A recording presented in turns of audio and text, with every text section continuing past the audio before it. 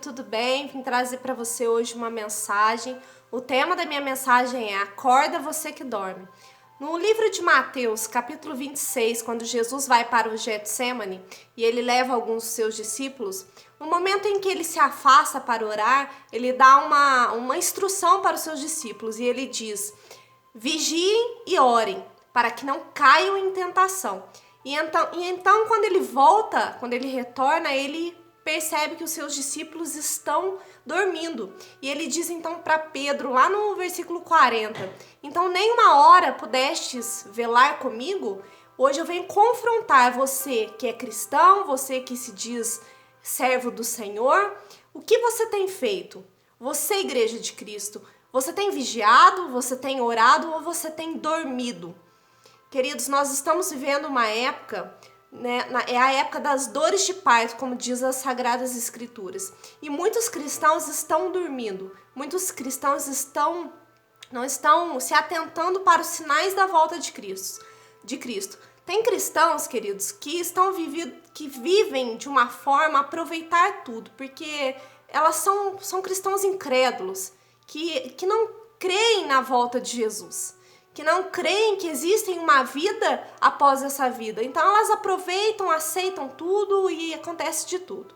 Existem também aqueles cristãos que estão com medo, apavorados, né? O mundo é uma afronta, tudo que estão vivendo é uma afronta para elas, então elas estão escondidas, são cristãos escondidos. Mas por que elas estão assim? Porque muitas vezes falta a intimidade com o Senhor. A palavra de Deus diz que o amor lança fora o medo. Então nós precisamos ter intimidade com Deus, porque quando nós temos intimidade, nós temos autoridade e poder no mundo espiritual. Então esse medo é jogado fora. Tem também, queridos, os cristãos que estão indiferentes. São aqueles cristãos apáticos que acham que por serem salvos não precisam fazer a sua parte, não precisam pregar o evangelho. Acham que porque já estão salvos, já fizeram o que tinham que fazer. Mas eu quero deixar para você um alerta que quando Jesus fala do ide por todo mundo e pregar o evangelho, aqui ele não está pedindo, aqui ele está mandando. E esse mandamento é para todo aquele que se diz cristão. Queridos, há também aqueles cristãos que pregam heresias, que dizem, que adaptam o evangelho do Senhor Jesus para o seu próprio ego, para aquilo que elas estão vivendo.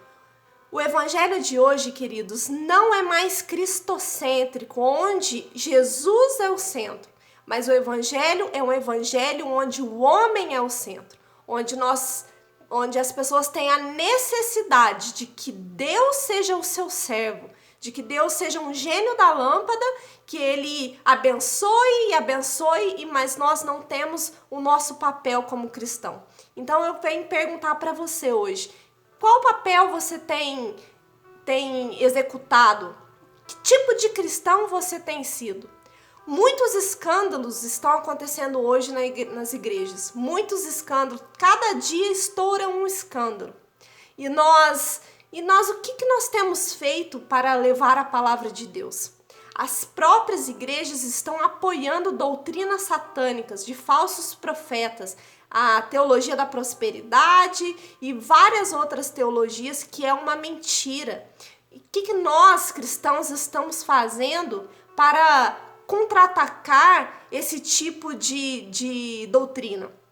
Queridos, o verdadeiro evangelho é aquele que Cristo é o centro. O verdadeiro evangelho é aquele que confronta o pecador, que leva o pecador ao arrependimento.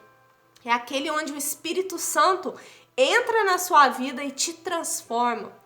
É aquele evangelho que te mostra que você tem que se negar, que você precisa seguir Jesus, carregar a sua cruz. Hoje nós vemos muitos cristãos que estão tirando sua vida, estão muito fracos, porque as igrejas têm ensinado de uma forma errada, não têm ensinado que o cristão tem que passar pela prova, que o cristão tem que sofrer, que o cristão vai sim passar por tribulação, igual diz a palavra de Deus, onde Jesus diz: E no mundo tereis aflições, tem de bom ânimo, eu venci o mundo.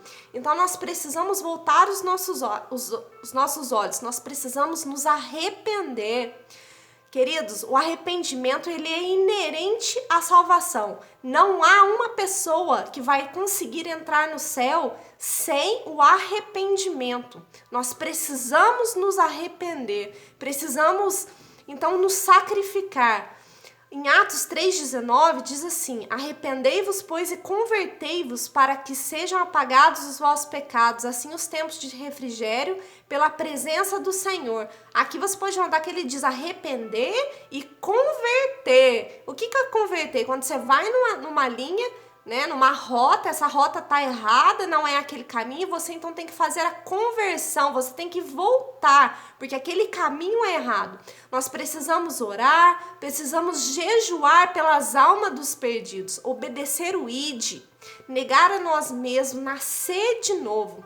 Esse ano nós ouvimos muito dizer que ia ter um grande avivamento em 2020, mas muitas pessoas acham que o avivamento é entrar em êxtase, é aglomeração de multidão, é show. Queridos, o avivamento não é isso. O avivamento é quando o Espírito Santo vem e faz a obra, quando nós nos arrependemos, quando nós voltamos nossos olhos para Deus e percebemos que nós precisamos dele para sermos salvos, que nós precisamos da salvação de Cristo Jesus. Temos tido tempo, queridos, para tantas coisas nesse mundo.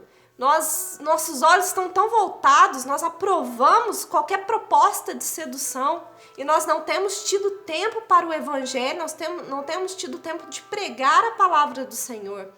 E hoje eu quero falar para você, Jesus disse lá em Lucas 12:20, louco, esta noite pedirão a tua alma, e o que você tem preparado?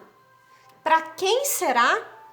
A palavra do Senhor também diz, tem uma parábola das 10 virgens que diz que 5 eram prudentes e 5 eram insensatas.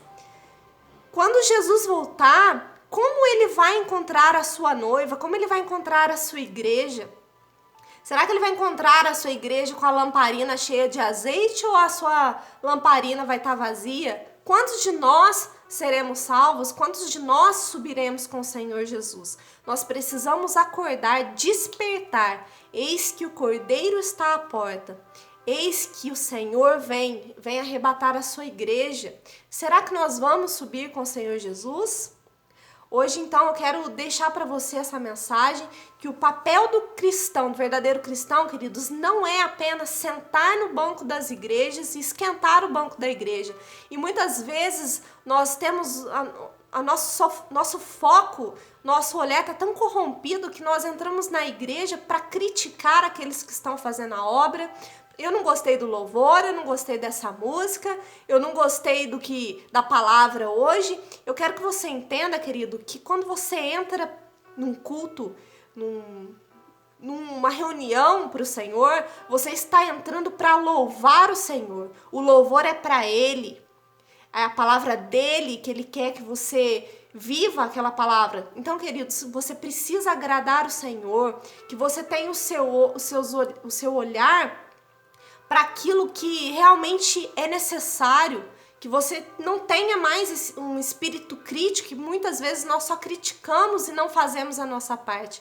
Eu quero deixar essa mensagem para você hoje, querido, para que você acorde, para que você desperte, igreja, e faça aquilo que é da perfeita, boa e agradável vontade de Deus. Fica então essa mensagem, eu quero orar por você essa tarde. Vamos orar? Pai querido, eu quero, Senhor, te agradecer, Deus, por essa palavra. O Senhor tem tocado no meu coração, ó Deus. Eu quero, Deus, pedir, Senhor, perdão pela minha negligência. Eu tenho sido, Senhor, muitas vezes um cristão irresponsável e eu sei que a tua palavra, o teu reino é de grande importância. Na verdade, é o que é de mais importante que existe. Que o Senhor, Deus, possa me levantar para que eu possa falar e pregar o evangelho da forma correta, da forma que agrada ao Senhor. Eu quero te agradecer por essa tarde e eu oro no nome e na autoridade de Cristo Jesus. Querido, fica com Deus e que Deus possa abençoar a sua vida para que você possa ser boca profética e boca de Deus nessa terra e levar muitas almas para o Senhor e ser um verdadeiro pescador de almas. E até o próximo vídeo. Tchau, tchau, queridos!